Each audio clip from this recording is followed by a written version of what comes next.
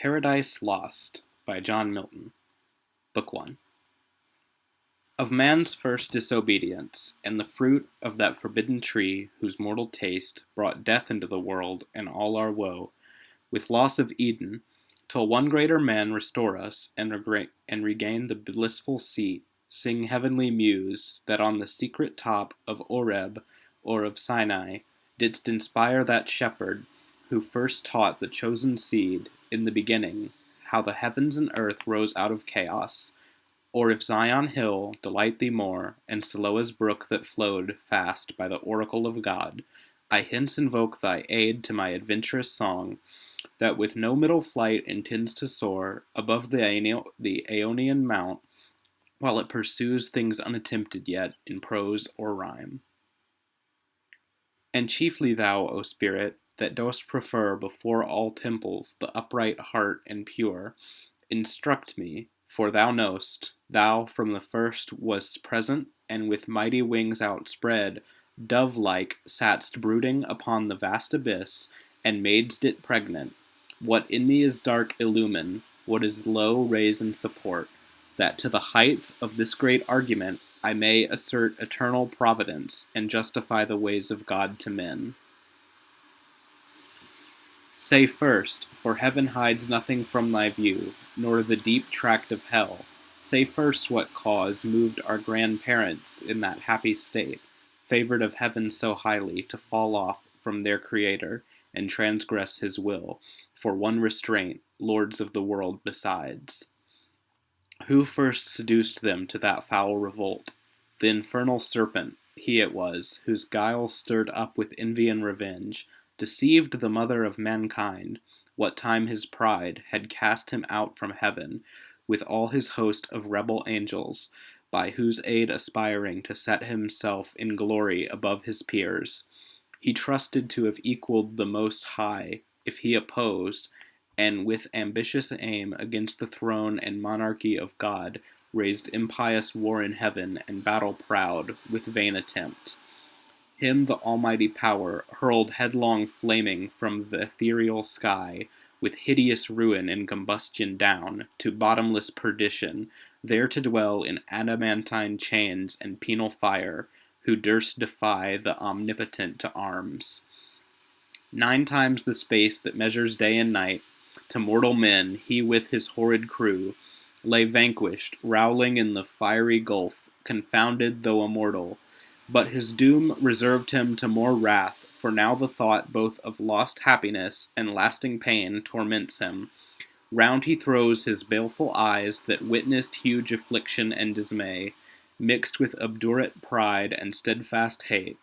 At once as far as angels ken he views the dismal situation waste and wild, a dungeon horrible, on all sides round, as one great furnace flamed, yet from those flames no light, but rather darkness visible, served only to discover sights of woe, regions of sorrow, doleful shades, where peace and rest can never dwell, hope never comes, that comes to all, but torture without end still urges, and a fiery deluge, fed with ever-burning sulphur unconsumed.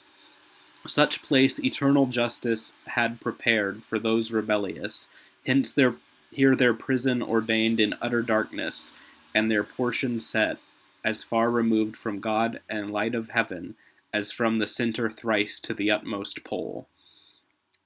Oh, how unlike the place from whence they fell! There the companions of his fall, o'erwhelmed with floods and whirlwinds of tempestuous fire, he soon discerns, and weltering by his side, one next himself in power, and next in crime, long after known in Palestine, and named Beelzebub, to whom the arch-enemy, and thence in heaven called Satan, with bold words, breaking the horrid silence, thus began: If thou be'st he, but oh how fallen, how changed from him, who in the happy realms of light, clothed with transcendent brightness, didst outshine myriads though bright. If he whom mutual league, united thoughts and counsels, equal hope and hazard in the glorious enterprise, joined with me once, now misery hath joined in equal ruin, into what pit thou seest, from what height fallen, So much the stronger proved he with his thunder. And till then, who knew the force of those dire arms? Yet not for those, nor what the potent victor in his rage can else inflict, do I repent or change, though changed in outward lustre, that fixed mind and high disdain from sense of injured merit, that with the mightiest raised me to contend, and to the fierce contention brought along innumerable force of spirits armed that durst dislike his reign, and me preferring his utmost power with adverse power opposed in dubious battle on the plains of heaven, and shook his throne. What though the field be lost? All is not lost. The unconquerable will, and study of revenge, immortal hate, and courage never to submit or yield. And what is else not to be overcome, that glory never shall his wrath or might extort from me, to bow and sue for grace with suppliant knee, and deify his power, who from the terror of his arm so late doubted his empire, that were low indeed, that were an ignominy and shame beneath this downfall, since by fate the strength of gods and this imperial substance cannot fail, since through experience of this great event, in arms not worse, in foresight much advanced, may we with more successful hope resolve to wage by force or guile eternal war, irreconcilable to our grand foe, who now triumphs, and in the excess of joy, sole reigning, holds the tyranny of heaven. So spake the postate angel, though in pain, vaunting aloud, but racked with deep despair, and him thus answered soon his bold compare. O Prince, O Chief of many-throned powers, that led the embattled seraphim to war under thy conduct and in dreadful deeds, fearless, endangered heaven's perpetual king, and put to proof his high supremacy, whether upheld by strength or chance or fate, too well I see and rue the dire event, that with sad overthrow and foul defeat hath lost us heaven. And all this mighty host, in horrible destruction, laid thus low, as far as gods and heavenly essences can perish, for the mind and spirit remains invincible, and vigor soon returns, though all our glory extinct, and happy state here swallowed up in endless misery. But what if he, our conqueror, whom I now of force believe almighty, since no less than such could have o'erpowered such force as ours, have left us this our spirit and strength entire, strongly to suffer and support our pains, that we may so suffice his vengeful ire, or do him mightier service as his thralls, by right of war, whate'er his business be, here in the heart of hell to work in fire, or do his errands in the gloomy deep. What can it then avail, though yet we feel strength undiminished, or eternal being to undergo eternal punishment? Whereto with speedy words the archfiend replied, Fallen cherub, to be weak is miserable, doing or suffering, but of this be sure, to do aught good never will be our task, but ever to do ill our sole delight, as being the contrary to his high will whom we resist. If then his providence out of our evil seek to bring forth good, our labor must be to pervert that end, and out of good still to find means of evil, which oft times may succeed, so as perhaps shall grieve him, if I fail not, and disturb his inmost counsels from their destined aim. But see, the angry victor hath recalled his ministers of vengeance and pursuit back to the gates of heaven. The sulphurous hail, shot after us in storm, o'erblown hath laid the fiery surge that from the precipice of heaven received us falling, and the thunder, winged with red lightning and impetuous rage, perhaps hath spent his shafts and ceases now to bellow through the vast and boundless deep. Let us not slip the occasion, whether scorn or satiety or satiate fury yield it from our foe. Seest thou yon dreary plain, forlorn and wild, the seat of desolation, void of light, save what the glimmering of these livid flames casts pale and dreadful? Thither let us tend from off the tossing of these fiery waves, There rest, if any rest can harbor there, and reassembling our afflicted powers, consult how we may henceforth most offend our enemy, our own loss now repair. How overcome this dire calamity? What reinforcement may we gain from hope, if not what resolution from despair? Thus Satan talking to his nearest mate, with head uplift above the wave, and eyes that sparkling blazed, his other parts beside, prone on the flood, extended long and large, lay floating many a rood, in bulk as huge, as whom the fables name of monstrous size, Titanian, or earthborn, that warred on Jove, Briareus, or Typhoon, whom the den by ancient Tarsus let held, or that sea-beast Leviathan, which God of all his works created hugest that swim the ocean stream. Him haply slumbering on the Norway foam, the pilot of some small, night-foundered skiff, deeming some island oft, as seamen tell, with fixed anchor in his scaly rind, moors by his side under the lee, while night invests the sea, and wished morn delays. So stretched out huge in length the arch-fiend lay, chained on the burning lake, nor ever thence had risen or heaved his head, but that the will and high permission of all-ruling heaven left him at large to his own dark designs, that with reiterated crimes he might heap on himself damnation, while he sought evil to others, and enraged might see how all his malice served but to bring forth infinite goodness, grace and mercy shown on man by him seduced, but on himself treble confusion, wrath, and vengeance poured. Forthwith upright he rears from off the pool his mighty stature, on each hand the flames driven backward slope their pointing spires, and rowled in billows leave the midst a horrid veil. Then with expanded wings he steers his flight, aloft, incumbent on the dusky air, that felt unusual weight till on dry land he lights as if it were land that ever burned with solid as the lake with liquid fire, and such appeared in hue as when the force of subterranean wind transports a hill torn from Pelorus, or the shattered side of thundering Etna, whose combustible and fueled entrails thence conceiving fire. Sublimed with mineral fury, aid the winds, and leave a single singed bottom all involved with stench and smoke. Such resting found the soul of unblessed feet.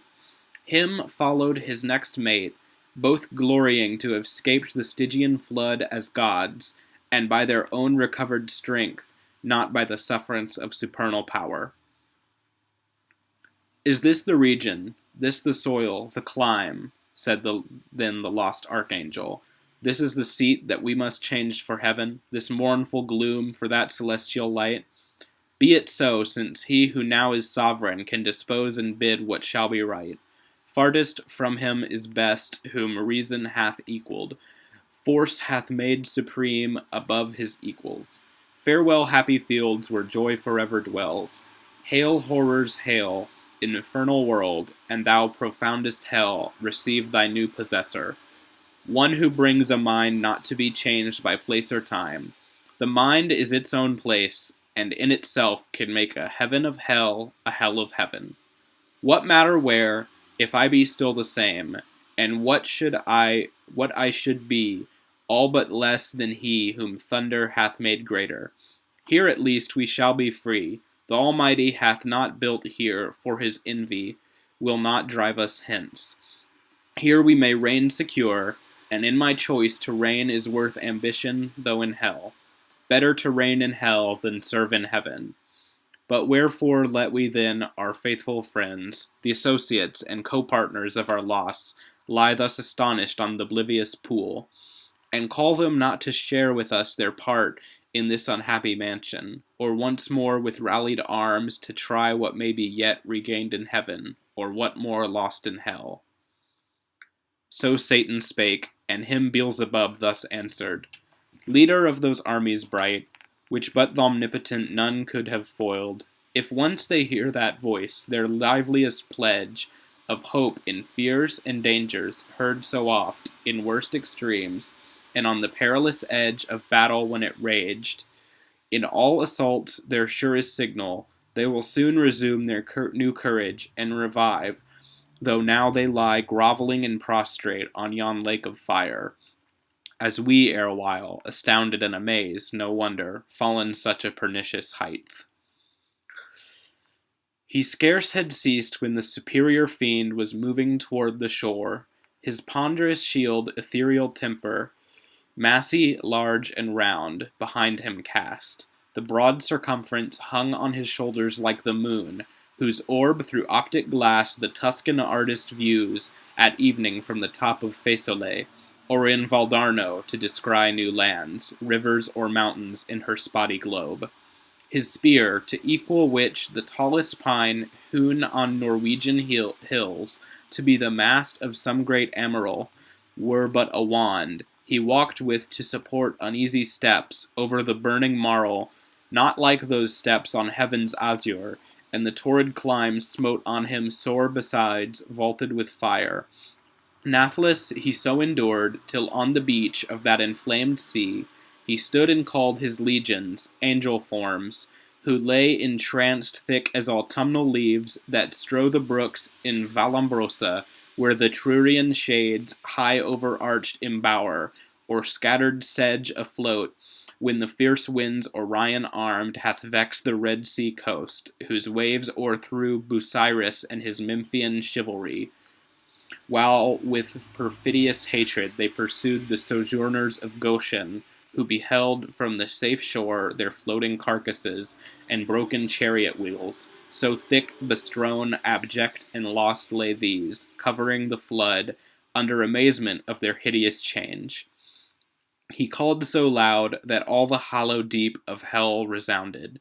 Princes, potentates, warriors, the flower of heaven, once yours, now lost, if such astonishment as this can seize eternal spirits, or have ye chosen this place after the toil of battle to repose your wearied virtue, for the ease you find to slumber here, as in the vales of heaven? Or in this abject posture have ye sworn to adore the conqueror, who now beholds cherub and seraph rowling in the flood with scattered arms and ensigns, till anon his swift pursuers from heaven gates discern the advantage, and descending tread us down, thus drooping, or with linked thunderbolts, transfix us to the bottom of this gulf. Awake, arise, or be forever fallen. They heard, and were abashed, and up they sprung, upon the wing, as when men wont to watch on duty, sleeping found by whom they dread, rouse and bestir themselves ere well awake. Nor did they not perceive the evil plight in which they were, nor or the fierce pains not feel, yet to their general's voice they soon obeyed innumerable, as when the potent rod of Amram's son in Egypt's evil day waved round the coast, upcalled a pitchy cloud of locusts warping on the eastern wind, that o'er the realm of impious Pharaoh hung like night, and darkened all the land of Nile. So numberless were those bad angels seen, hovering on wing under the cope of hell, twixt upper, nether, and surrounding fires, till, as a signal given, th' uplifted spear of their great Sultan, waving to direct their course, in even balance down they light on the firm brimstone, and fill all the plain. A multitude, like which the populous north poured never from her frozen loins to pass Rain or the Danau, and when her barbarous sons came like a deluge on the south, and spread beneath Gibraltar to the Libyan sands. Forthwith, from every squadron and each band, the heads and leaders thither hast where stood their great commander, godlike shapes and forms excelling human, princely dignities and powers that erst in heaven sat on thrones. Though of their names in heavenly records now be no memorial blotted out and razed by their rebellion from the books of life, nor had they yet among the sons of Eve got them new names, till wandering o'er the earth, through God's high sufferance for the trial of man, by falsities and lies the greatest part of mankind they corrupted to forsake God their Creator, and the invisible glory of him that made them, to transform oft to the image of a brute, adorned with gay religions full of pomp and gold, and devils to adore for deities. Then were they known to men by various names and various idols through the heathen world. Say, Muse, their names then known, who first, who last, roused from the slumber on that fiery couch, at their great emperor's call, as next in worth came singly, where he stood on the bare strand, where the promiscuous crowd stood yet aloof? The chief were those who from the pit of hell, roaming to seek their prey on earth, durst fix their seats long after next the seat of God, their altars by his altar, gods adored among nations round, and durst abide Jehovah thundering out of Zion, throned between the cherubim, yea, often placed within his sanctuary itself their shrines, abominations, and with cursed things his holy rites and solemn feasts profaned, and with their darkness durst affront his light. First Moloch, horrid king besmeared with blood of human sacrifice, his parents' tears, though for the noise of drums and timbrels loud their children's cries unheard, that passed through fire to his grim idol. Him the Ammonite worshipped in Rabbah, and her watery plain, in Argob and in Basan, to the stream of utmost Arnon. Nor content with such audacious neighborhood, the wisest heart of Solomon he led by fraud to build his temple right against the temple of God on that opprobrious hill, and made his grove the pleasant valley of Hinnom, Tophet hence, and black Gehenna called, the type of hell. Next Chemos, the obscene dread of Moab's sons, from Eror to Nebo, and the wild of southmost Abarim, in Hesebon and Horonaim, Seon's realm, beyond the flowery dale of Sibma clad with vines, and Eliali to the asphaltic pool. Peor, his other name, when he enticed Israel in Sittim on their march from Nile to do him wanton rites, which cost them woe. Yet thence his lustful orgies he enlarged even to that hill of scandal, by the grove of Moloch homicide, lust hard by hate, till good Josiah drove them thence to hell. With these they came they, who from the bordering flood of old Euphrates to the brook that parts Egypt from Syrian ground, had general names of Baalim and Ashtaroth, those male, these feminine. For spirits when they please can either sex assume, or both, so soft and uncompounded is their essence pure. Not tied, nor manacled with joint or limb, nor founded on the brittle strength of bones, like cumbrous flesh, but in what shape they choose, dilated or condensed, bright or obscure, can execute their airy purposes, and works of love or enmity fulfill. For those the race of Israel oft forsook their living strength, and unfrequented left his righteous altar, bowing lowly down to bestial gods, for which their heads as low bowed down in battle, sunk before the spear of despicable foes. With these in troop came Ashtoreth, whom the Phoenicians called Astarte, queen of heaven, with crescent horns, to whose bright image nightly by the moon Sidonian virgins paid their vows and songs, in Sion also not unsung, where stood her temple on the offensive mountain, built by that uxorious king, whose heart, though large, beguiled by fair idolatresses, fell to idols foul. Thammuz came next behind, whose annual wound in Lebanon allured the Syrian damsels to lament his fate in amorous ditties all a summer's day, while smooth Adonis from his native rock ran purple to the sea, supposed with blood of Thammuz yearly wounded.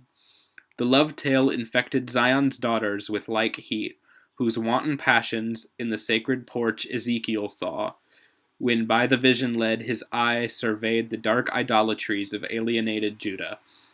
Next came one who mourned in earnest, when the captive ark maimed his brute image, head and hands lopped off in his own temple on the Grunzel edge, where he fell flat and shamed his worshippers. Dagon his name, sea monster, upward man, and downward fish, yet had his temple high reared in Azotus, dreaded through the coast of Palestine, in Gath and Ascalon, and Acharon and Gaza's frontier bounds. Him followed Rimmon, whose delightful seat was fair Damascus, on the fertile banks of Abana and Pharphar, lucid streams. He also against the house of God was bold. A leper once he lost and gained a king.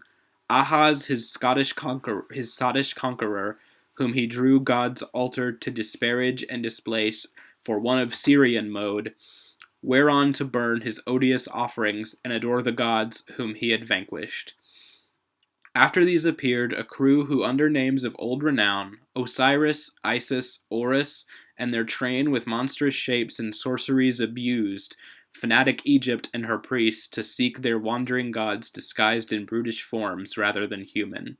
Nor did Israel escape the infection when their borrowed gold composed the calf in Oreb, and the rebel king doubled that sin in Bethel and in Dan, likening his maker to the grazed ox Jehovah, who in one night when he passed from Egypt marching, equaled with one stroke both her firstborn and all her bleeding gods. Belial came last, whom then a spirit more lewd fell not from heaven, or more gross to love vice for itself. To him no temple stood or altar smoked, yet who more oft than he in temples and at altars, when the priest turns atheist, as did Eli's sons, who filled with lust and violence the house of God. In courts and palaces he also reigns, and in luxurious cities, where the noise of riot ascends above their loftiest towers, and injury and outrage. And when night darkens the streets, then wander forth the sons of Belial, flown with insolence and wine. Witness the streets of Sodom, and that night in Gibeah, when the hospitable door exposed a matron to avoid worse rape. These were the prime, in order and in might. The rest were long to tell, though far renowned, Ionian gods of Javan's issue held gods, yet confessed later than heaven and earth their boasted parents. Titan, heaven's firstborn, with his enormous brood, and birthright seized by younger Saturn, he from mightier Jove, his own and Rhea's son, like the measure found. So Jove usurping reigned, these first in Crete and Ida known, thence on the snowy top of cold Olympus ruled the middle air. Their highest heaven, or on the Delphian cliff, or in Dodona, and through all the bounds of Doric land, or who with Saturn old fled over Adria to the Hesperian fields, and o'er the Celtic roamed the utmost isles. All these and more came flocking, but with looks downcast and damp, yet such wherein appeared obscure some glimpse of joy, to have found their chief not in despair, to have found themselves not lost in loss itself, which on his countenance cast like doubtful hue.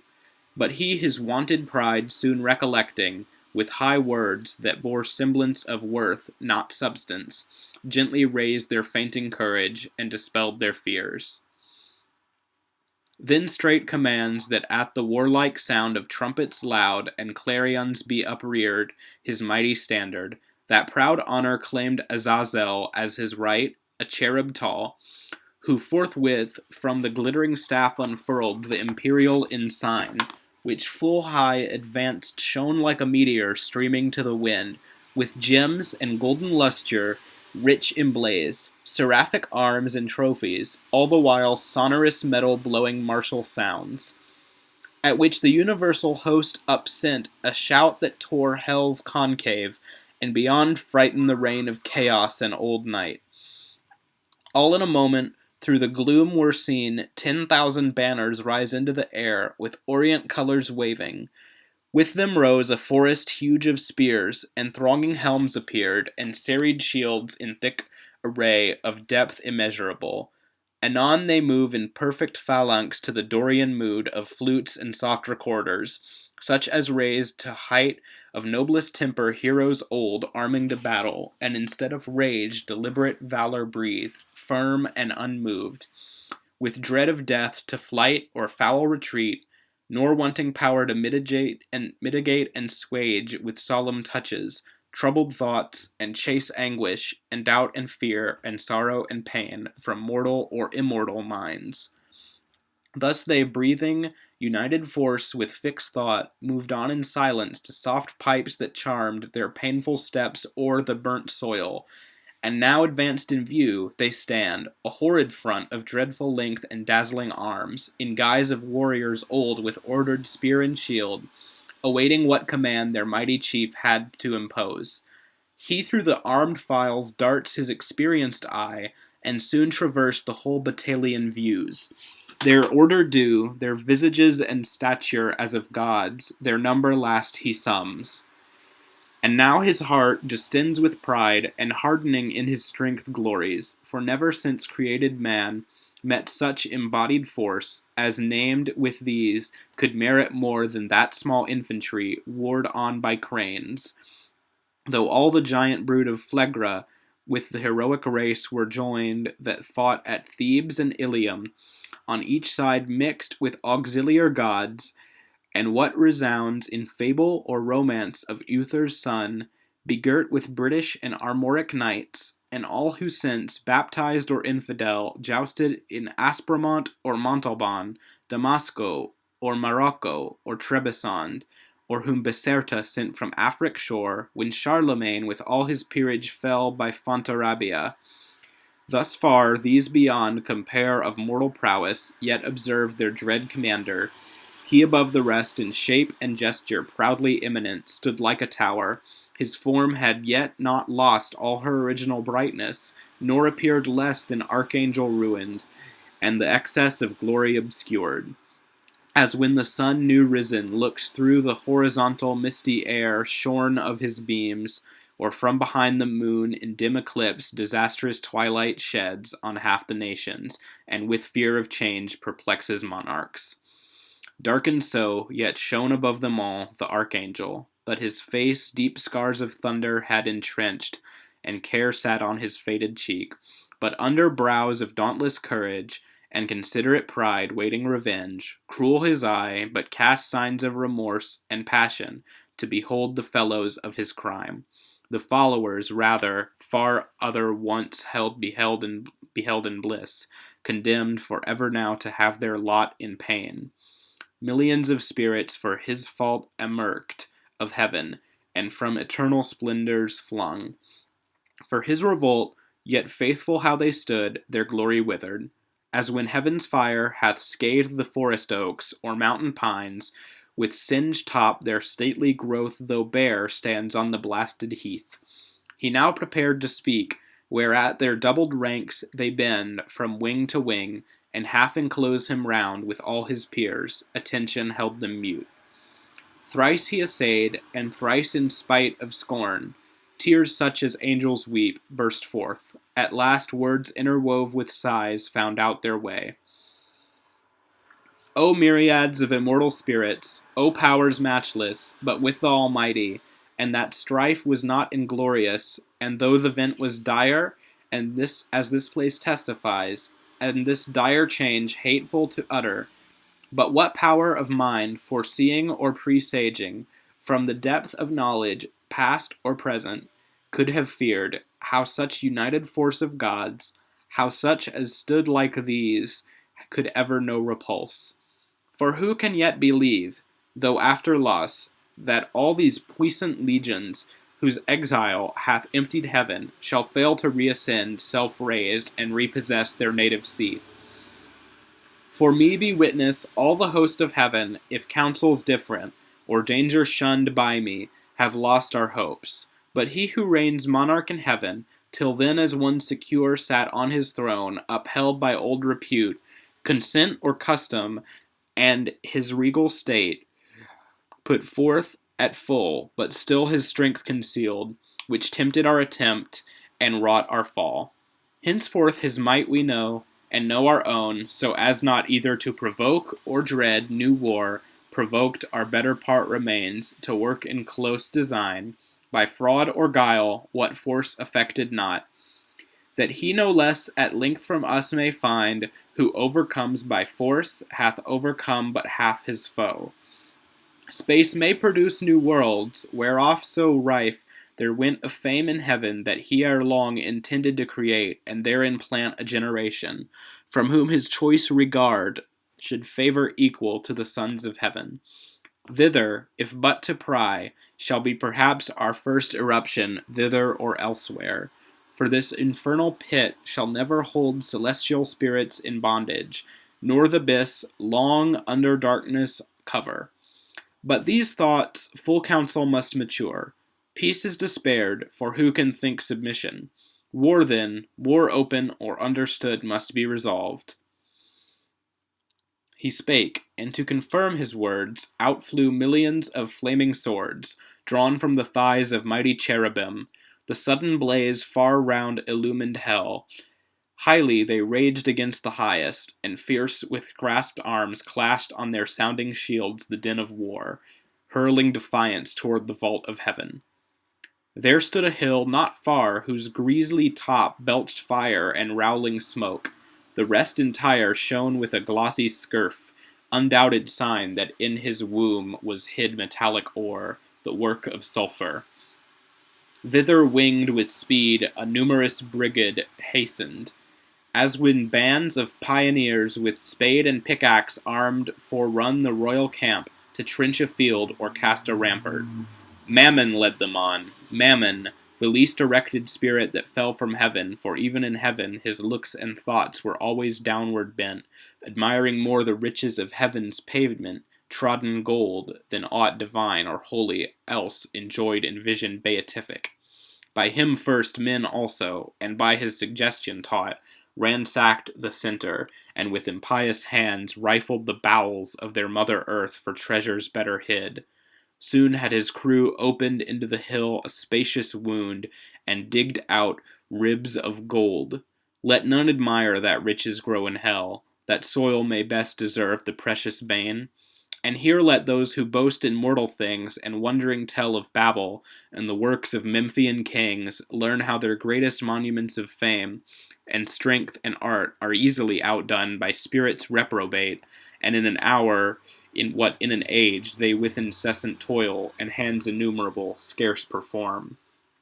Nigh on the plain, in many cells prepared, that underneath had veins of liquid fire, sluiced from the lake, a second multitude, with wondrous art, found out the massy ore, severing each kind, and scummed the Boolean dross. A third as soon had formed within the ground, of various mould, and from the boiling cells by strange conveyance filled each hollow nook, as in an organ, from one blast of wind to many a row of pipes the sound-board breathes. Anon out of the earth a fabric huge rose like an exhalation, with the sound of dulcet symphonies and voices sweet, built like a temple, where pilasters round were set, and Doric pillars overlaid with golden architrave. Nor did there want cornice or frieze, with bossy sculptures graven. The roof was fretted gold. Not Babylon, nor great Al-Cairo, such magnificence equaled in all their glories, to enshrine Belus or Serapis their gods, or seat their kings, when Egypt with Assyria strove in wealth and luxury. The ascending pyre stood fixed her stately height, and straight the doors opening their brazen folds discover wide within her ample spaces o'er the smooth and level pavement. From the arched roof, pendant by subtle magic, many a row of starry lamps and blazing cressets, fed with naphtha and asphaltus, yielded light as from a sky. The hasty multitude, admiring, entered, and the work some praise and some the architect. His hand was known in heaven by many a towered structure high, where sceptred angels held their residence, and sat as princes, whom the supreme king halted to such power, and gave to rule, each in his hierarchy, the orders bright. Nor was his name unheard or unadored in ancient Greece, and in Ausonian land men called him Mulciber.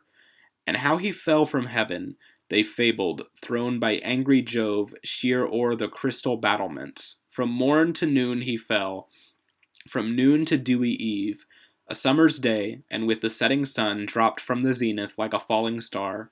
On Limnos, the Aegean isle, thus they relate, erring, for he with this rebellious rout fell long before, nor aught availed him now, to have built in heaven high towers, nor did he escape by all his engines, but was headlong sent with his industrious crew to build in hell. Meanwhile, the winged heralds by command of sovereign power, with awful ceremony and trumpets sound throughout the host proclaim a solemn council forthwith to be held at Pandemonium, the high capital of Satan and his peers. Their summons called from every band and squared regiment, by place or choice the worthiest, they anon with hundreds and with thousands trooping came, attended. All access was thronged, the gates and porches wide, but chief the spacious hall, though like a covered field where champions bold wont ride in armed, and at the Soldan's chair defied the best of Paynim chivalry to mortal combat or career with lance. Thick swarmed, both on the ground and in the air, brushed with the hiss of rustling wings. As bees in springtime, when the sun with Taurus rides, pour forth their populous youth about the hive in clusters, they among fresh dews and flowers file to and fro, or on the smoothed plank, the suburb of their straw-built citadel, new rubbed with balm, expatiate and confer their state affairs. So thick the airy crowd swarmed and were straitened till the signal given. Behold a wonder! They but now who seemed in bigness to surpass earth's giant sons, now less than smallest dwarfs, in narrow room throng numberless, like that Pygmean race beyond the Indian mount, or fairy elves, whose midnight revels by a forest side, or fountains some belated peasant sees, or dreams he sees, while overhead the moon sits arbitress, and nearer to the earth wheels her pale course. They on their mirth and dance intent with jocund music charm his ear. At once with joy and fear his heart rebounds. Thus incorporeal spirits to smallest forms reduce their shapes immense, and were at large, though without number still amidst the hall of that infernal court. But far within, and in their own dimensions, like themselves, the great seraphic lords and cherubim, in close recess and secret conclave sat, 1,000 demigods on golden seats, frequent and full. After short silence, then, and summons read, the great consult began.